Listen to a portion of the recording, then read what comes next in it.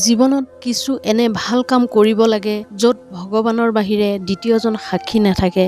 যেতিয়া কোনো চিন্তাই অনন্য ৰূপত মন মগজু ক্ৰিয়া কৰে তেতিয়া বাস্তৱিক, ভৌতিক আৰু মানসিক ৰূপত পৰিৱৰ্তিত হৈ যায়।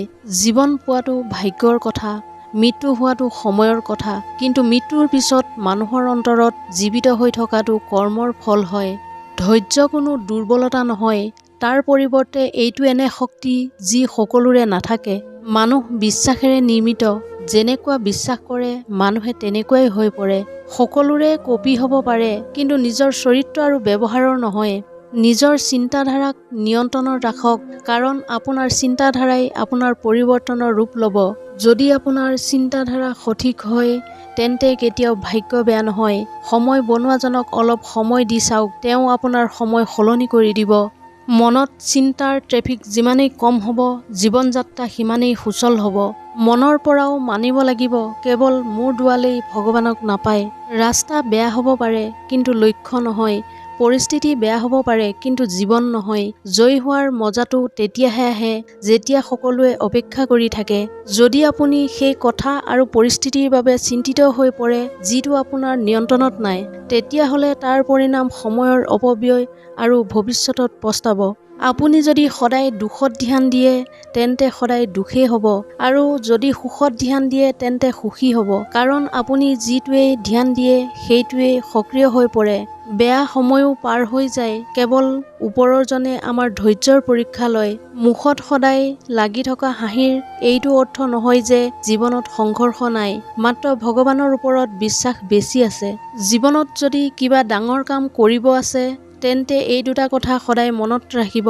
যি হেৰুৱালে তাৰ দুখ নকৰিব, আৰু যি পাইছে সেয়া কাৰোবাতকৈ কম নহয়। বেমাৰতো মানুহ ইমান দুৰ্বল নহয় যিমান ঋণাত্মক চিন্তাৰ পৰা হয়। জীৱনত আমি কিমান শুদ্ধ কিমান অশুদ্ধ সেয়া কেৱল দুজন লোকেহে জানে, পৰমাত্মা আৰু অন্তৰাত্মা। ঋণাত্মক চিন্তাধাৰা নিজৰ মন মগজুত প্ৰৱেশ কৰাৰ অনুমতি নিদিব, কাৰণ এইটোৱে আমাৰ আত্মবিশ্বাস কম কৰি দিয়ে।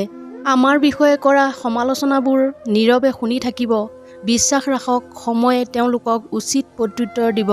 যিয়েই নিজকে বশ কৰিব পাৰে তেওঁ জয়ক দেৱতায়ো হৰুৱাব নোৱাৰে। যদি মানুহে আপোনাৰ নম্ৰতাক দুৰ্বলতা বুলি ভাবে তেন্তে সেইটো তেওঁলোকৰ সমস্যা হ'ব। আপুনি আইনা হৈয়ে থাকক। চিন্তা তেওঁলোকে কৰিব যাৰ মানসিক বেয়া।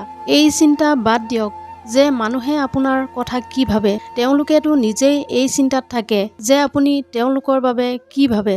চকুলোত সেই মৌন প্ৰাৰ্থনা থাকে যি কেৱল ভগৱানেহে শুনিব পাৰে। আমি যি হয় তাৰ সম্পূৰ্ণ কাৰণ আমি নিজেই, আৰু আমি যি হ'ব বিচাৰো সেয়া কৰিব পৰা শক্তি আমাৰ অন্তৰত নিহিত হৈ থাকে। যদি আকাশত থকা সকলৰ সৈতে আপোনাৰ সম্বন্ধ মজবুত হয় তেন্তে মাটিত থকা সকলে আপোনাৰ একো ক্ষতি কৰিব নোৱাৰে। বিশ্বাস কৰক, আমি যেতিয়া ক'ৰবাত কাৰোবাৰ বাবে কিবা ভাল কাম কৰি থাকোঁ তেতিয়া আমাৰ বাবেও ক'ৰবাত কিবা ভাল হৈ থাকে। এনেই হাতৰ ৰেখাৰ আগত আঙুলি দিয়া নাই, ভগৱানেও ভাগ্যৰ আগত কৰ্ম লিখি থৈছে। ধৈৰ্যই আমাৰ চৰিত্ৰৰ মূল্য বঢ়ায়, কিন্তু ভাল মিত্ৰ আৰু পৰিয়ালে আমাৰ জীৱনৰ মূল্য বঢ়ায়। অভিজ্ঞতা কোনো বয়স লৈ নহয়, তাৰ পৰিৱৰ্তে অভিজ্ঞতা পৰিস্থিতি লৈহে হয়। পৃথিৱীলৈ আহিছে যেতিয়া জীয়াই থকাৰ কৌশল শিকক। শত্ৰুৰ পৰা বিপদ নহয়, মাত্ৰ আপোনসকলৰ ওপৰত নজৰ ৰাখিব।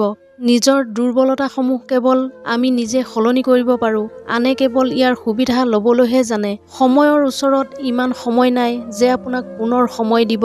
যি সলনি কৰিব পাৰে সেয়া সলনি কৰক, যি সলনি কৰিব নোৱাৰে তাক স্বীকাৰ কৰক, আৰু যি স্বীকাৰ কৰিব নোৱাৰে তাৰ পৰা দূৰ হৈ যাওক, কিন্তু নিজকে সুখত ৰাখক। সেইটো এটা ডাঙৰ দায়িত্ব। ভগৱানৰ ওচৰত বিশ্বাস ৰাখক আৰু নিজৰ কৰ্ম কৰি যাওক। যিমান অপেক্ষা আপোনাক কৰাইছে, সময় আহিলে ইমানেই দিব যে চম্ভালিব নোৱাৰিব। মিত্ৰতা আৱশ্যক হয়, সম্বন্ধও আৱশ্যক হয়, কিন্তু জীৱনৰ কঠিন পৰিস্থিতিয়ে এইটোৱে শিকায় যে অকলে থাকিব পৰাটোও আৱশ্যক হয়। এনেধৰণৰ মটিভেশ্যনেল ভিডিঅ' পাই থাকিবলৈ মোৰ চেনেলটো ছাবস্ক্ৰাইব কৰি ৰাখিবলৈ নাপাহৰিব। পুনৰ অন্য এটা ভিডিঅ'ৰ সৈতে লগ পোৱাৰ প্ৰতিশ্ৰুতিৰে আজিৰ এই খণ্ডটোৰ পৰা বিদায় লৈছোঁ। ধন্যবাদ।